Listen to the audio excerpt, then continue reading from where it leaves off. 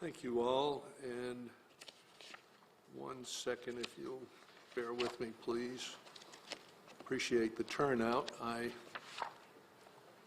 didn't expect it when I saw the weather approaching at noon. It's certainly drier to do this online than to come down and be with us, but really appreciate your doing so, and glad to have the opportunity to do this after-session review of what we think was a very successful outcome. Take your time. I'm good.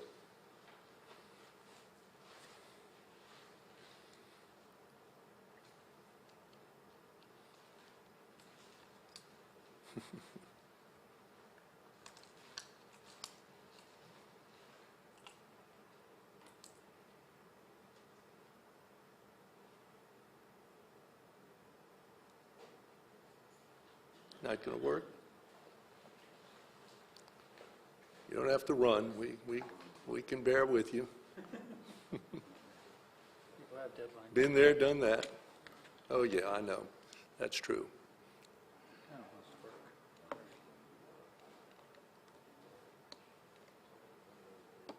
Got it?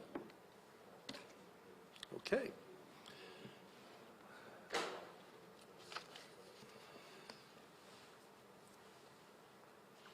All right, we will proceed then. Good afternoon, and thank you all for joining us on this rainy Tuesday afternoon. Seems like a Monday, but we have a short week ahead of us, and we're grateful for that. I am particularly grateful for the appearance here today and making themselves available of the two chairs of the House and Senate Insurance Committees that we at the department here worked very closely with during the last session. Chairman Huval of Iberia Parish and Chairman Talbot of my home parish of Jefferson. Certainly, they and we here at the department are painfully aware of all of the challenges faced by our citizens in the aftermath of Laura, Delta, Zeta, and Ida during the last two hurricane seasons. The Department of Insurance received over 7,000 complaints as a result of the damage and devastation caused by those hurricanes, covering 800,000 plus claims filed against insurers as a result of damage suffered by our citizens as a result of those hurricanes.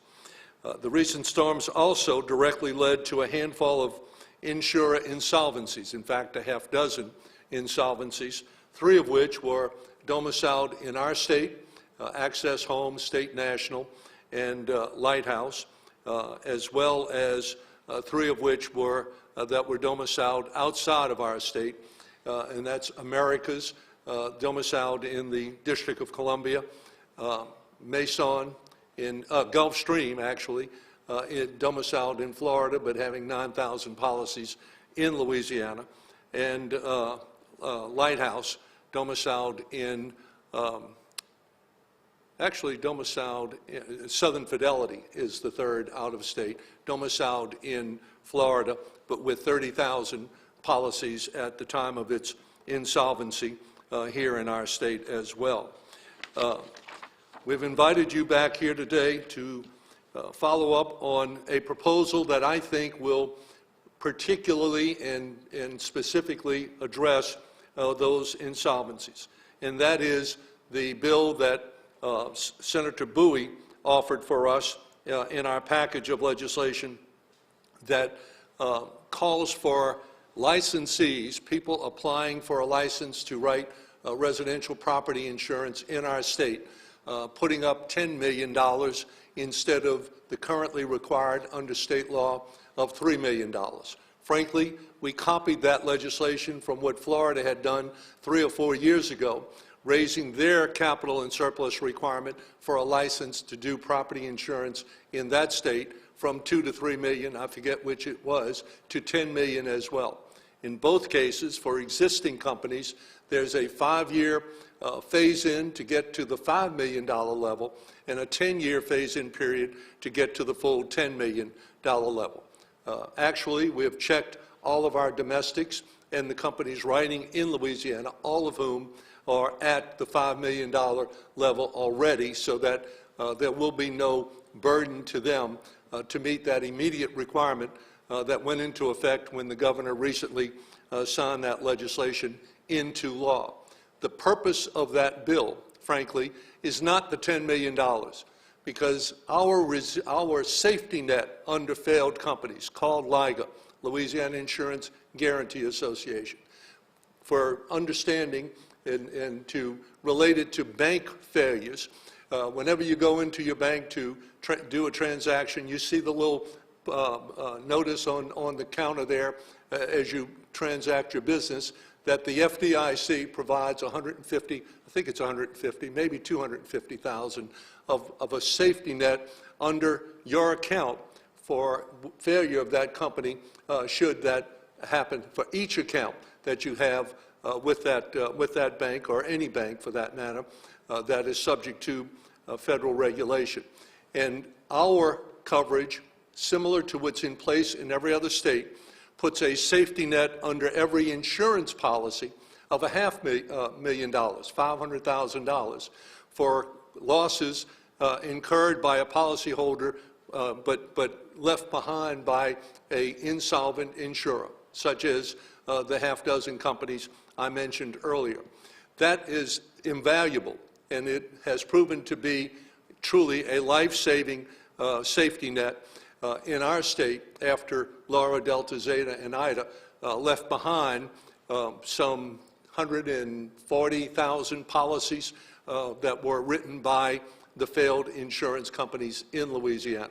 But on a go-forward basis, those claims will be paid to the tune of, LIGA has now estimated and made provision to do assessments on the rest of the industry and access a bridge loan to get them to the end of the insolvencies and the claims that they inherit from these insolvent insurers to the tune of some $700 million. And that's dwarfs the $10 million that we're asking companies to have in place in order to do business in our state. The reason we're increasing that minimum capital and surplus is to have the owners of those companies have more, as I refer to it, skin in the game, if you will, more of their own money on the table when they go to the reinsurance marketplace each year as we approach the next hurricane season to buy reinsurance coverage. In the aftermath of Katrina and Rita, we have attracted 30 small regional companies to our property insurance market after the exodus of major national carriers, not only from our coastal exposure, but from all coastal exposure, from Maine to Miami and around the Gulf Coast to Mexico. There was a retreat from such coastal exposure in all coastal states. We have filled more successfully than any other coastal state, I dare say, that void with these small regional companies, of which 24 of those 30 are still solvent and writing property insurance for policyholders in Louisiana. The other half dozen, unfortunately, did not adequately reinsure their risk to avoid insolvency in the aftermath of Ida. They were fine after Laura, Delta, and Zeta in 2020, could not withstand their losses from 2021. So by having $10 million of their own money on the table, invested in their company, as opposed to $3 or even $5 million, the expectation and hope in Florida as well as in our state is that those owners will be more prudent, more conservative, and more less miserly, or less trying to maximize their profit opportunity as they head into another hurricane season by spending their money on reinsurance rather than taking that risk on themselves. So that was one piece of legislation that I was particularly pleased. It's now, as I said, signed into law as Act 69, called the Minimum Capital and Surplus Requirement.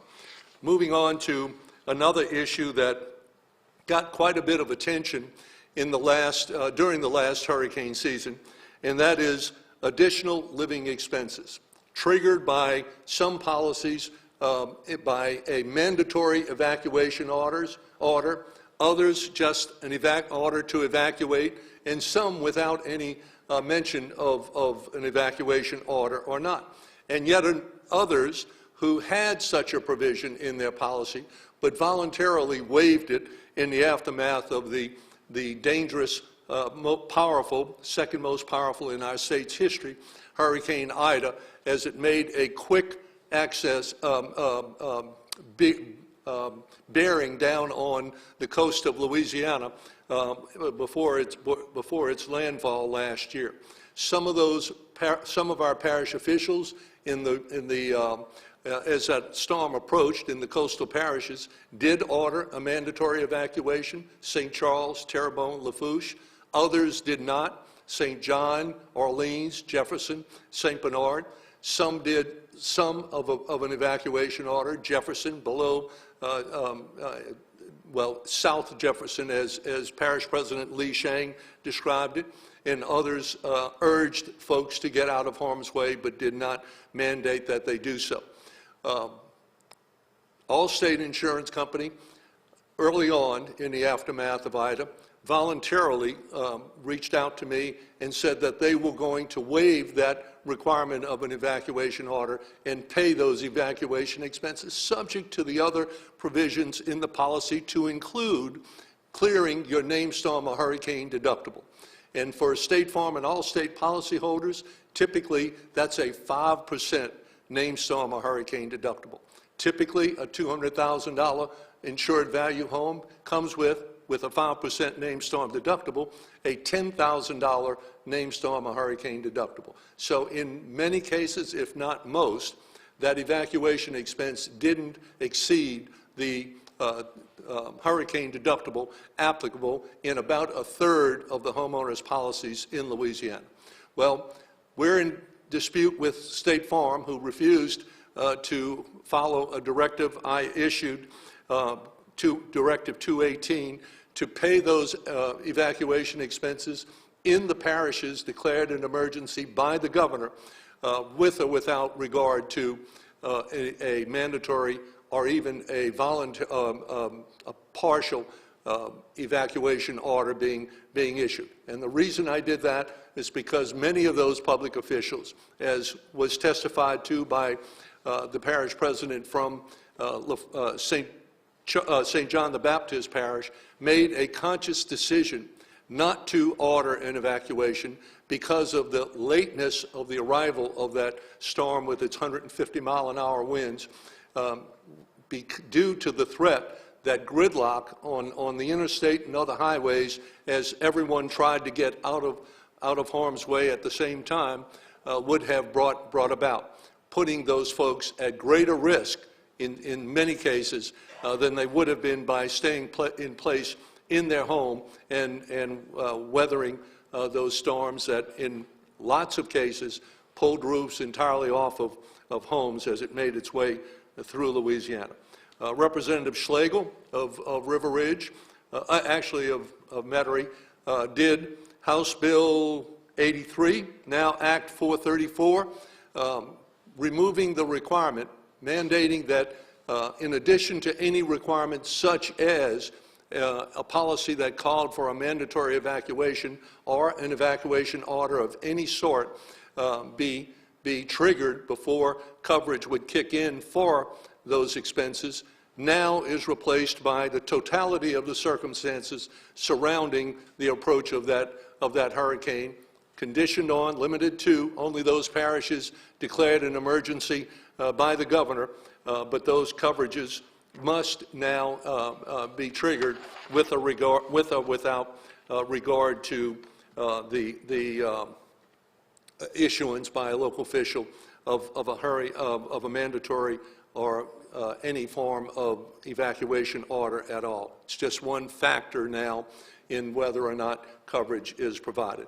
Having said that, I will ask Chairman Talbot to come up and talk about a couple of the other bills that he introduced and had passed into law that I think will be very helpful in the future as we deal with hurricane events that are totally expected living on the coast of our state as we do. Kurt? Thank you, Mr. Commissioner. Good afternoon. As the Commissioner mentioned earlier, we've seen a number of insurers fail or leave the state.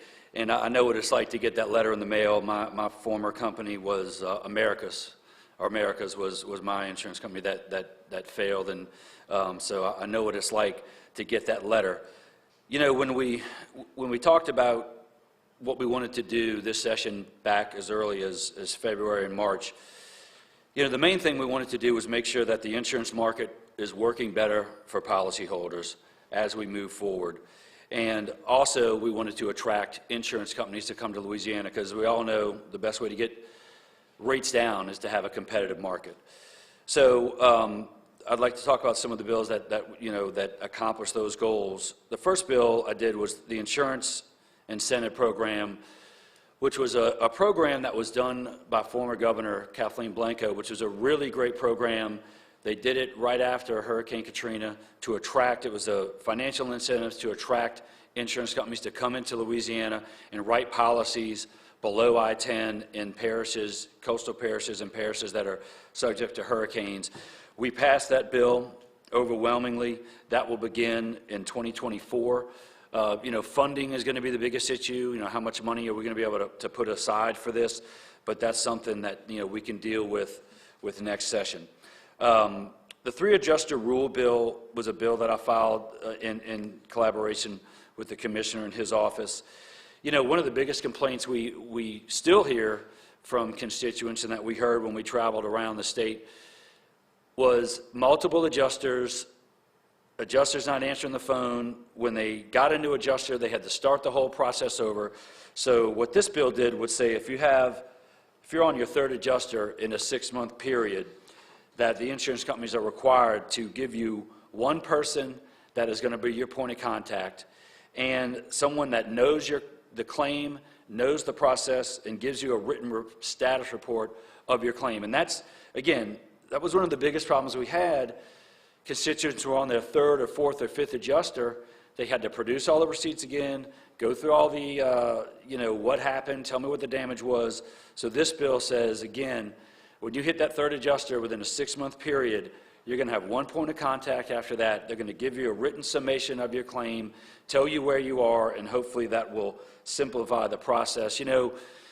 As a business owner, I know what it's like to deal with turnover in employees, finding employees with the pandemic, and unfortunately, adjusters were not immune from that. So you had a lot of things working against us, trying to get as many adjusters as we could here. Plus, you still have adjusters working on other storms around the country as well. Next, I'll talk about Senate Bill 163, which is now Act 80, which deals with the catastrophic claims process. This was a bill where we put together a catastrophic claims process disclosure form, which consolidated your explanation of benefits. It explained the whole process on what you're going to go through, what to expect when you have to make a claim. And more importantly, it also talks about the supplemental claim process. One of the things that we discovered was that a lot of people were worried that if they took that initial check, that initial settlement, that was it, that they'd never be able to take another bite at the apple if they found more damage, or maybe the adjuster missed something, maybe they found more cracks in the wall or more damage to the roof. And, that's not the case. You can make a supplemental claim at any time during this process, so you can go ahead and take that initial check to get started. So that's something that's going to be in this explanation. Also, and very important, the procedure for filing a complaint against insurance companies. Time and time again, I'll get phone calls saying, my insurance company didn't do this, they didn't do that, and I'm like, well, did you complain? Did you call the insurance department? No, I did not. And I tell them, you really need to complain, and you really need to get on the record, and this is, again, in this form, will show them the easy, expedited way on how to do that. It also helps you navigate, this claims process on what you can expect and what's going to happen. We also, I want to thank my colleagues in the legislature. We had a lot of bipartisan support on these bills. Like the commissioner mentioned, we had Senator Bowie, he's a Democrat. I'm a Republican, we had independents that we all kind of came together and understood that we've got to do some things to make this process better. And this is something that's ongoing. We had a round of town hall meetings after Laura. We had town hall meetings after Ida. We'll do town hall meetings, once this hurricane season is over, to continue to make this process better and to work for policyholders in the best way possible. And with that, I'll turn it over to Chairman Huval.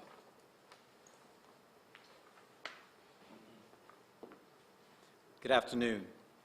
Commissioner Donlin, Chairman Talbot, I want to thank you both, and I want to thank everyone for being here today. In Louisiana, we require insurers that write any form of commercial, residential, auto, or other types of insurance to have a catastrophic type plan in the event of catastrophes. These plans describe how the company will respond in the event of a catastrophe that affects many of their policyholders. A lot of times what was happening after these multiple hurricanes that we had, the companies were just not prepared to respond in what was needed, what they were being faced with. They didn't have an in-house plan. Many of the smaller carriers did not even have in-house adjusters. So they were trying to respond after the fact. What this will do, it will require that a formal plan, be filed with the insurance commissioner. My catastrophe response plan improvement bill, House Bill 521, which became and is now Act 157, expands the requirements of what information is included in the insurance company's catastrophe response plans. The bill specifies that a written response plan must include an emergency contact for essential personnel, alternative work sites to be used in the event of a catastrophe, procedures for claims processing, plans for distributing catastrophe claims information to policyholders, pathology for determining the number of adjusters needed, and more. So it will have to be a formal plan that will have to be done in advance. And hopefully the plan's never needed. I don't think that's realistic, but hopefully these plans are never needed again in the future, so we don't have any type of hurricanes like we've had these past couple of years. In its review of the plans, the Department of Insurance will have the ability to determine whether the insurer's catastrophe response plans are acceptable. The Commissioner of Insurance has the authority to take regulatory action against any entity that violates the law. The new law is going to further ensure Louisiana insurance companies are prepared for the massive influx in claims that they see after a major hurricane. The other bill was the Louisiana Fortified Homes program. One of the best ways you can prepare for a hurricane is to have a stronger structure, stronger materials, better constructions, methods when building or modifying our homes. It's proven that it's worked. Other states have used this and it's worked. So we're not building the wheel, we're matching the wheel after another area that's worked. I'm excited to announce that we successfully passed the new Louisiana Fortified Homes program this session, which will be placed within the Department of Insurance. Under this program, any eligible Louisiana resident can apply for a grant to retrofit their roof using methods that meet or exceed the fortified roof standard of the Insurance Institute for Business and Home Safety. While the homeowners need to meet some eligibility requirements and pay for permits, inspections, and similar fees, the grants will cover the additional cost to retrofit homes to the fortified roof standard in most cases. I believe this program will help a lot of folks resist storm damage in the near future while potentially reducing residential property insurance costs for the entire state in the longer term. I hope it will also encourage more people to consider building to the fortified standard moving forward. By building a stronger structure, if you can save the roof, there's less chance of the interior of the home to be damaged, which means, first off, a lesser cost. What it also does, it allows the resident of that home to go back home and live in that residence. So instead of having to look for a major contractor to rebuild the roof, maybe have to completely gut the house, if you can save the roof, it keeps the rest of the structure intact. So if they come back home sooner, the area comes to life sooner, a community comes back to life sooner, so I think this will be a very valuable tool for us to have. I want to thank you all for coming today, and thank you to everyone who helped make this session such a successful one for Louisiana policyholders. Commissioner Donlin. Mike, why don't you stay, and Kirk, why don't you join us in case there are any questions, which I'm sure there will be in the aftermath of our presentations here today. So that said, can we open it up to any questions? Sabrina?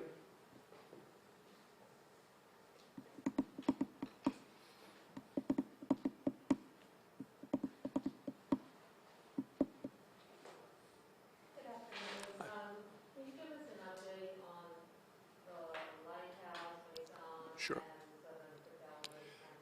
Sure, and frankly, my intention was to do that at the outset, so I appreciate your question, asking for an update on that. And let me put this back on first for whoever was expecting that. There. Yes, we are in the process, as you know. The first three companies, actually four companies that failed, Gulfstream, and then State National, Access Home, and Americas, left behind a total of 65,000 policies for policyholders in our state. All 65,000 of those policies were assumed seamlessly by a company out of Miami, Florida, called SafePoint, that had a small coverage amount of business in Louisiana prior to the failure of those companies, but wanted to expand that coverage and made a proposal to our receivership division or section that they be allowed, if they were willing, to assume all of those 65,000 policies on the same terms and conditions that existed when the companies failed, including adding on a voluntary basis the 3-year protection status that Louisiana law provides to consumers of homeowners insurance once they've been with their homeowners insurer for 3 or more years. Unique law, very important to our market, kept us basically intact. 75–80% of our policies were protected from being non-renewed after Katrina and Rita, and kept those policies up until up to the failure of those 3 companies. They voluntarily granted to, SafePoint did, to those policyholders whatever the status was, 1 year, 2 year, 3, 5, or 6 years that those policyholders had their coverage with their previous insurer. I dare say that those 65,000 policyholders, the majority of them never knew that they had transferred from one company to another because of that. Unfortunately, in the aftermath of those failures, we had 3 more happen after that.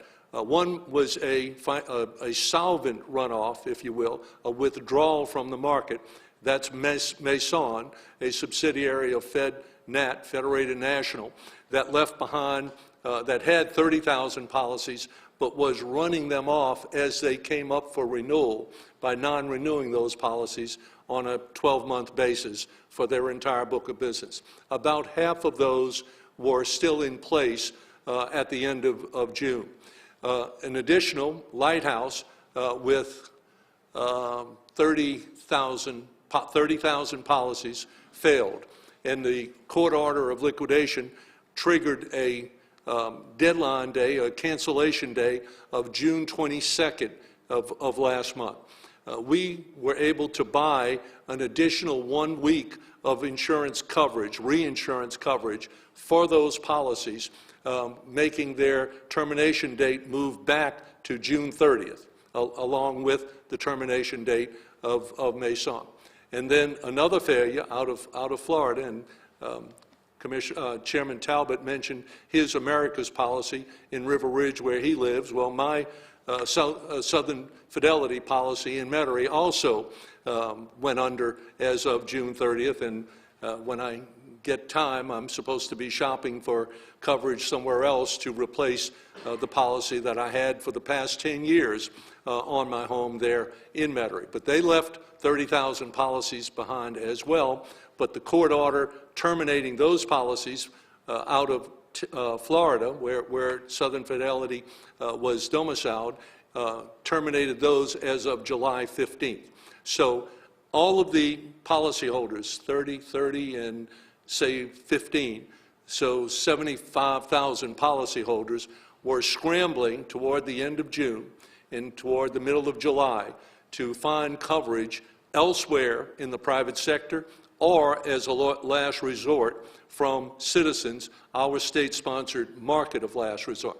Unfortunately, Citizens learned, not last year with Laura, Delta, and Zeta claims, but this year with Ida claims, which was a much bigger exposure to Citizens than was Laura, Delta, and Zeta because of the concentration of their book of business in the 3 parishes impacted by Ida, but not impacted by Laura a year before. That's Jefferson, Orleans, and St. Tammany parishes, where these failed companies, the domestic companies that failed, had the bulk of their business, and Citizens had the largest share, the 2 parishes with the most policies, Orleans and Jefferson, and not far behind St. Tammany as well. So that as those failed company policyholders of those failed companies started looking through their agents for alternatives, and in the alternative to get a policy at Citizens, it overwhelmed Citizens' computer system. And that caused agents all over the metro area in particular to bring staff in before 8 o'clock in the morning and after 6 o'clock in the evening because of the greater ability to access the website at Citizens to get quotes, because every property is priced differently depending on how large it is, how old it is, where it's located, et cetera, and then to get an application submitted on behalf of a policyholder to get a policy in place.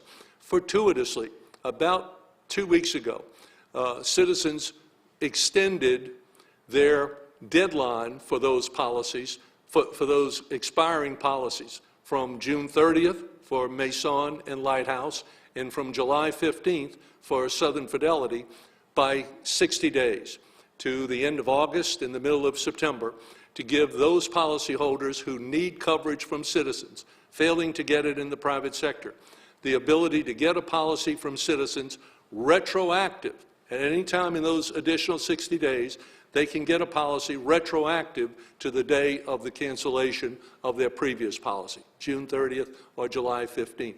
And that has greatly relieved the pressure on policyholders and their agents in getting coverage, uninterrupted coverage, from either another private insurer or from Citizens on a retroactive basis. And that is ongoing as we speak.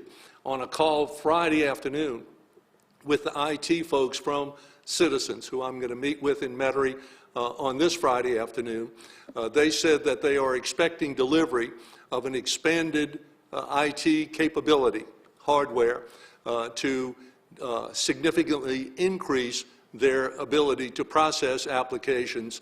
That is supposed to be arriving within the next, I say, 2 weeks. And the decision we discussed on Friday is, do we dare shut down what we have over a weekend or over a night to put in a new system with bigger and better capability, with the risk of it being not as smooth a transition as we hope for? Temporarily, they have been able to add capacity to their existing system and create an A system and a B system, and move some of the applications and some of the policyholders from some of the agents, with the larger books of business, from the existing A platform to the B platform, which had been isolated for use by staff to accommodate a greater number of applications being processed. I know I said a lot. I'd be happy to try to shed some light on any of it if you'd like to follow up. So improvements are being made to the citizens' website, but because, are there still problems, and do you anticipate a further extension beyond the 60 days? No. No, we do not. There is some exposure to citizens for gaming of the system under the new rules for retroactive coverage to be made available, but it's minimum and affordable from a citizen's point of view in the interest of policyholders and their agents being able to meet the deadlines that the court had put in place for those 3 failed companies. So, And forgive me, yeah. I think the last time I was here, it was said that Southern Fidelity had some 42,000 policies. Is it now 30,000? I'm getting nods in agreement, so I stand corrected. Sorry about that. It is 42,000. Is Maison 15,000 or It was 30,000 when they went into solvent runoff, but since that day, June 1st about? Anybody know? So 12 to 15,000 because Is remaining. I heard the last 12 to 15,000 is what's remaining, or was remaining at the end of June 30th.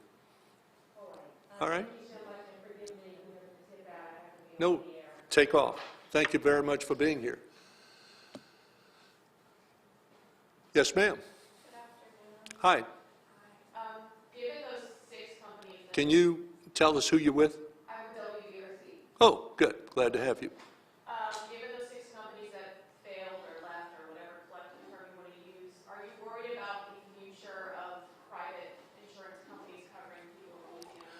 I am, but this was a worst-case scenario, I do believe, because of where it hit, central of our coast, Port Fourchon, in the very center of our coast, and the traditional, not traditional, but historical worst part of any hurricane event is the northwest quadrant as it makes landfall. By worst, I mean the most powerful, therefore the most damaging. So if we have another, as we had last year with Ida, then certainly I would be worried.